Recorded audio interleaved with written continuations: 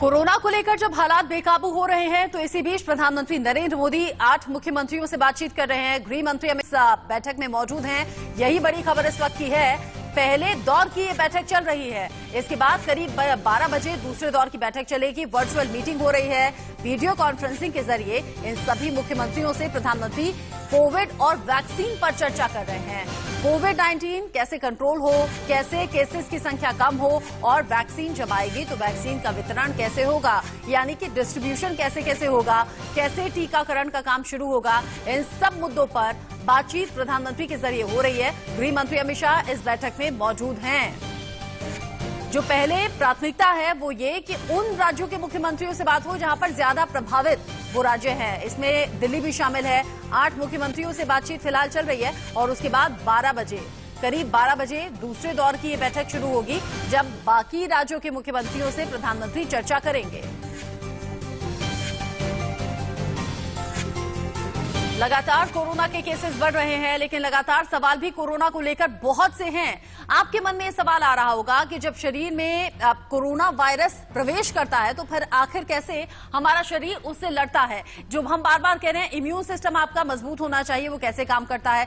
Virus हमला करता है तो हमारा शरीर ये पहचानता है कि कोई बाहरी वायरस हमारे शरीर में सक्रिय हुआ है और हमें नुकसान पहुंचा रहा है। एक इम्यून सेल जिसे एंटीजन प्रेजेंटिंग सेल यानी कि एपीसी कहा जाता है, वो सबसे पहले वायरस को निगलता है। ये वायरस प्रोटीन के गुण दिखाता है जिसे कि एंटीजन कहते हैं, इसीलिए एंटीजन टेस्ट भी होते हैं। इसीलिए टी सेल्स सक्रिय हो जाते हैं जब ऐसा कोई वायरस प्रवेश करे तो एंटीजन को पहचानकर टी सेल्स को एक्टिव करते हैं और यही बी सेल्स काम करते हैं आपको बचाने का। इम्यून सेल्स तेजी से बढ़ते हैं और वायरस से लड़ते हैं। वायरस से लड़ने के लिए प्राइमरी इम्यून रिस्पांस के दौरान बुखार आता है, खांसी होती है, सांस लेने में भी तकलीफ हो सकती है, लेकिन अगर आपका इम्यून सिस्टम मजबूत है तो फिर आप कोरोना को मात दे पाते हैं। और इसीलिए हम कह रहे हैं हिंदुस्तान में सबसे अच्छा रिकवरी रेट है, जो कि मेंटेन रखना भी जरूरी है। इसीलिए अपने खान पान का ध्यान रखना है, अपने खाने पीने का ध्यान रखते हुए अपना इम्यून सिस्टम आपको मजबूत करना है। लेकिन साथ ही आप जान लीजिए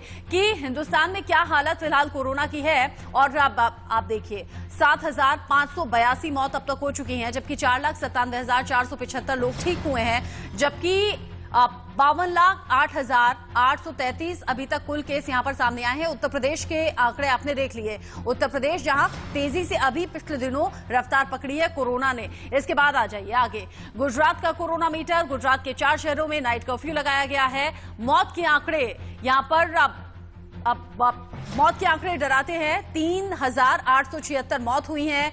1,81,287 लोग ऐसे हैं जो कि ठीक हुए हैं, जबकि यहां आंकड़े लगातार बढ़ रहे हैं। 19,08,899 यहां पर संक्रमित अब तक हो चुके हैं। महाराष्ट्र पहले दौर में बहुत ज्यादा केसेस बढ़ रहे थे, लेकिन अभी यहां पर 46,653 मौत हो गई हैं। 16,54,793 ये हैं जो कि ठीक हो गए हैं, रिकवर हुए हैं, जबकि 17,84,361 यहां अब तक संक्रमित हुए हैं। राजस्थान यहां कोरोना मीटर कह रहा है 2,181 ऐसे हैं जो कि मौत हो गई है। साथ ही साथ 2,20,871 ऐसे मामले हैं जो कि ठीक हुए हैं, जबकि 2,47,168 अब तक केसेस सामने आए हैं। लगातार अलग अलग चैलेंजेस तमाम राज्यों के लिए है, लेकिन जो सबसे ज्यादा प्रभावित फिलहाल है वो देश की राजधानी दिल्ली है। और सबसे बड़ा इसका रीजन माना जा रहा है प्रदूषण, सर्दी का मौसम शुरू होना और साथ ही साथ मार्केट में जिस तरह से भीड़ उमड़ी फेस्टिवल सीजन में, उसके बाद ही ये कोरोना विस्फोट हुआ है, न सिर्फ दिल्ली में बल्कि तमाम राज्यों में। और इसीलिए प्रधानमंत्री नरेंद्र मोदी अहम बैठक कर रहे हैं 8 राज्यों के मुख्यमंत्रियों के साथ। चर्चा इस बात को लेकर कि कैसे कोरोना की रफ्तार पर ब्रेक लगाया जाए। गृह मंत्री अमित शाह इसमें मौजूद हैं और 8 राज्यों के मुख्यमंत्रियों से बातचीत हो रही है। इसके बाद दूसरे दौर की मीटिंग होगी जिसमें कोरोना से रोकथाम पर चर्चा होनी है, वैक्सीन को लेकर भी चर्चा होनी है। और ये तस्वीरें हम आपको दिखा रहे हैं, ये तस्वीरें मीटिंग की है। वीडियो कॉन्फ्रेंसिंग के जरिए प्रधानमंत्री, गृह मंत्री और 8 राज्यों के मुख्यमंत्री आपको दिख रहे होंगे।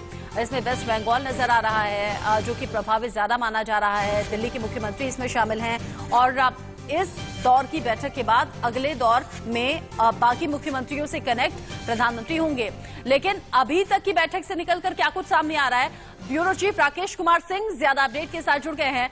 राकेश, कोरोना जिस रफ्तार के साथ बढ़ रहा है, आज का दिन तो बेहद अहम माना जाना चाहिए। कोरोना पर खासतौर पर चर्चा हो रही है, क्या कुछ गाइडलाइंस बनाई जा सकती हैं नई, या फिर जो हम देख रहे हैं तमाम राज्यों में नाइट कर्फ्यू की बात आ रही है, ऐसी कुछ रोकथाम पर विचार हो सकता है क्या? अभी तक निकलकर सामने क्या आया? देखिए, जैसा कि आप जानते हैं कि त्योहारों के बाद जिस तरह से लगातार 8 राज्यों में कोरोना मरीजों की संख्या में काफी इजाफा देखने को मिल रहा है और इसको लेकर यह बैठक काफी अहम माना जा रहा है। पहले चरण की बैठक में उन 8 राज्यों के मुख्यमंत्रियों से प्रधानमंत्री रूबरू हो रहे हैं जिनमें कोरोना मरीजों की संख्या में काफी बढ़ोतरी देखी गई है। मसलन केरल, पश्चिम बंगाल, हरियाणा, दिल्ली, राजस्थान, गुजरात, महाराष्ट्र और छत्तीसगढ़ के मुख्यमंत्री इसमें शामिल हैं। तो पहले चरण में इस चीज पर बात होगा और केंद्रीय गृह मंत्री अमित शाह इस बैठक में जो है मौजूद हैं और देश में कोरोना वायरस के मामलों के तेजी से उछाल के बीच जो दूसरी जो चरण की बैठक होगी उसमें सभी राज्यों के साथ कोरोना वैक्सीन के वितरण की नीति पर प्रधानमंत्री बात रखेंगे। और पिछले दिनों आपने देखा था कि वैक्सीन को लेकर दुनिया भर में सकारात्मक खबरें आई हैं। ऐसे में देश में इस पर मंथन शुरू हुआ है और प्रधानमंत्री इस पर अपनी राय रखेंगे। तो सबसे महत्वपूर्ण है कि ये जो अभी जो वीडियो कॉन्फ्रेंसिंग के जरिए 8 राज्यों के मुख्यमंत्री जुड़े हुए हैं, जहां जो हाल के दिनों में काफी संख्या में कोरोना मरीजों की संख्या देखी गई है, इसमें प्रधानमंत्री की ओर से नसीहत दी जाएगी और लगातार आपने देखा कि जो गाइडलाइन है, गाइडलाइन को सख्ती से पालन करने का स्वास्थ्य मंत्रालय ने भी सभी राज्यों से अपील की है। तो ये काफी अहम बैठक मानी जा रही है, पहले चरण की बैठक। और इसीलिए जुर्माने की राशि भी बढ़ा दी गई है, नाइट कर्फ्यू की भी व्यवस्था है और प्रधानमंत्री बार बार कह रहे हैं जब तक दवाई नहीं तब तक ढिलाई नहीं। राकेश, नजर आप बना के रखिएगा, आगे जो भी अपडेट निकलकर सामने आएगा सबसे पहले दर्शकों तक हम पहुंचाएंगे। और लगातार खास पैनल भी हमारे साथ बना हुआ है क्योंकि आज कोरोना के खिलाफ युद्ध का अहम दिन माना जा रहा है। प्रधानमंत्री नरेंद्र मोदी तमाम राज्यों के मुख्यमंत्रियों से चर्चा कर रहे हैं कोरोना की रफ्तार पर कैसे कंट्रोल पाया जाए।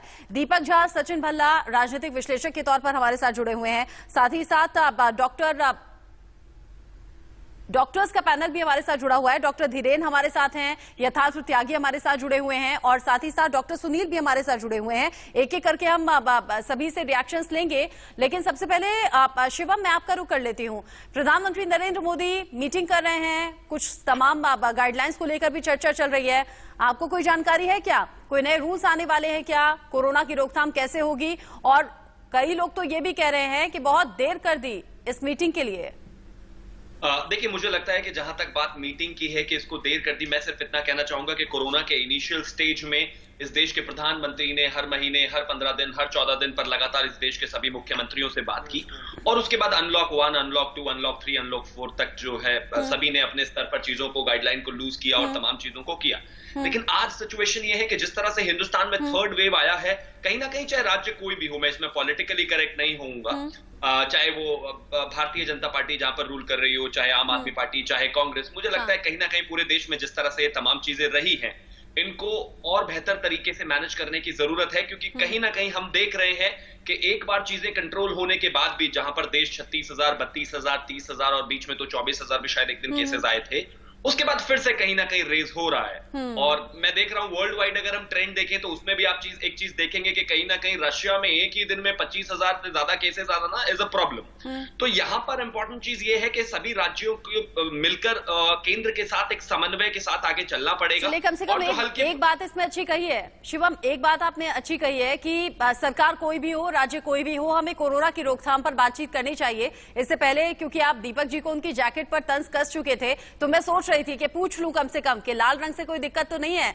लाल रंग का जैकेट मैंने पहना हुआ है और दीपक जी आज अमित शाह ने भी भगवा रंग का कुर्ता पहना हुआ है। एक चीज इसलिए कहना चाहता हूं, आप कांग्रेस से नहीं है और दीपक जी नहीं, मैं किसी पार्टी से नहीं, मैं किसी पार्टी से नहीं। रंगों में राजनीति मत कीजिए, रंगों में राजनीति मत कीजिए। यथार्थ त्यागी भी हमारे साथ जुड़े हुए हैं, यथार्थ हॉस्पिटल के डायरेक्टर हैं। रंगों पर राजनीति ठीक है, ठीक है, ठीक है। सियासत की बात नहीं करेंगे।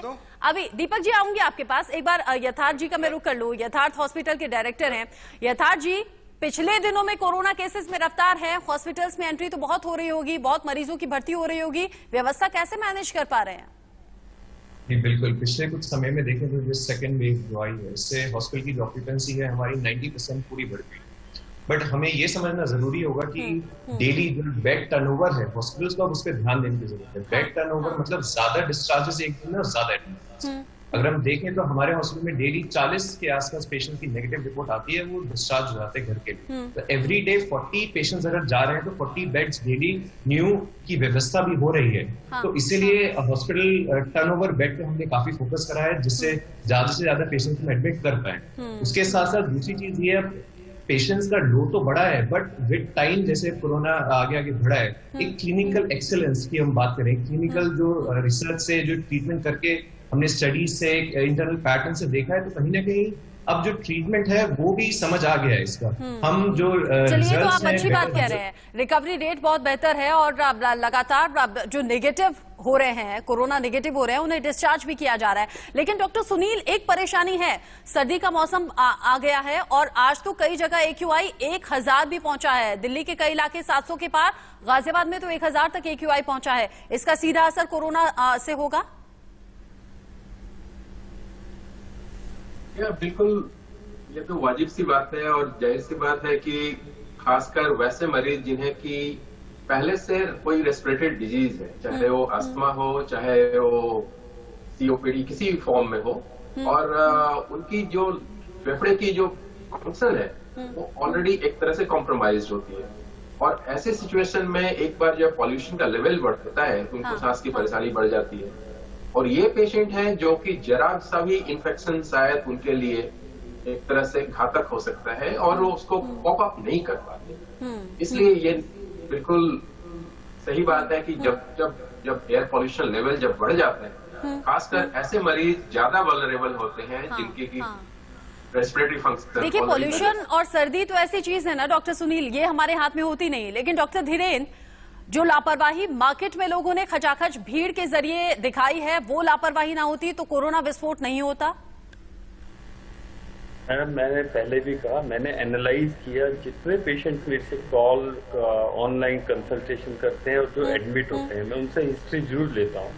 90% क्लोज गैदरिंग के कारण हुए हैं, दिवाली के कारण सबको शादी और शादी से पहले जो समारोह होते हैं उसमें क्लोज गैदरिंग विदाउट मास्क, ये मुख्य रीजन रहा है। और ऑफ कोर्स आप किसी भी इसमें देख लीजिए, मार्केट में ले लीजिए, मास्क तो लोगों ने पहने ही नहीं हुए। इंडिया में आपको डिस्टेंस मेंटेन करना बड़ा मुश्किल है, बट मास्क अगर पहन लें तो काफी हद तक एटलीस्ट 70% प्रोटेक्शन हो सकती है। और इसीलिए ऑपरेशन मास्क के जरिए इंडिया न्यूज लगातार खुद भी खतरे में अपनी जान डाल रहे हैं। इंडिया न्यूज के रिपोर्टर्स ग्राउंड पर जाकर लोगों को जागरूक कर रहे हैं कि मास्क आप जरूर पहनिए। दीपक जी, आज तो प्रधानमंत्री नरेंद्र मोदी बात कर रहे हैं मुख्यमंत्रियों से, कुछ तो सॉल्यूशन निकलेगा ही। आज तो आप संतुष्ट होंगे?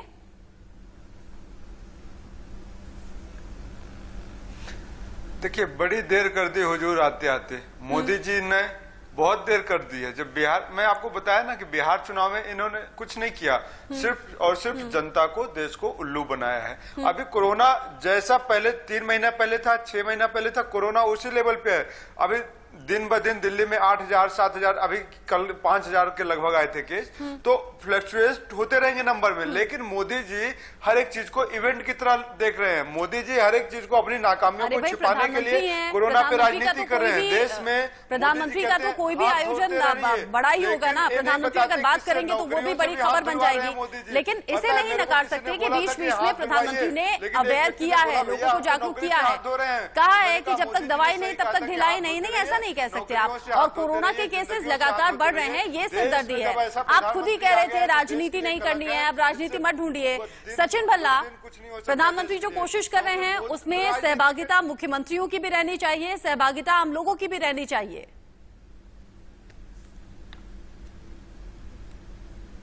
देखिए, इस चीज को लेके बड़ी अच्छी बात है जो हमारे प्रधानमंत्री इस चीज को लेके बड़े गंभीर हैं। इसमें हर सरकार, हर राज्य की जो सरकार है इस चीज को गंभीर, ये एक तरह का गंभीर विषय है और इसको लेके एक दूसरे को मंथन करने के बाद कोई सोल्यूशन निकलता है तो इसके लिए बड़ी अच्छी बात है, इसमें कोई राजनीति नहीं करनी चाहिए। और दिल्ली जो केजरीवाल सरकार है वो हर चीज में ये नहीं कहती कि मैं तू वाला कोई काम नहीं करती। उसका एक लक्ष्य है कि दिल्ली में सबसे पहले जो अभी टीकाकरण स्टार्ट होगा तो दिल्ली में केजरीवाल सरकार सबसे पहले जोर शोर से तैयार बैठी है कि हर और बड़ा अच्छा लगा था पिछले दिनों जब केंद्र सरकार और दिल्ली सरकार मिलकर कोरोना की रोकथाम पर चर्चा कर रहे थे। कुछ गाइडलाइंस बनी है, कुछ कड़े कदम उठाए गए हैं। उम्मीद करेंगे आज की बैठक से भी कोई सोल्यूशन निकलकर सामने आएगा। आप सभी का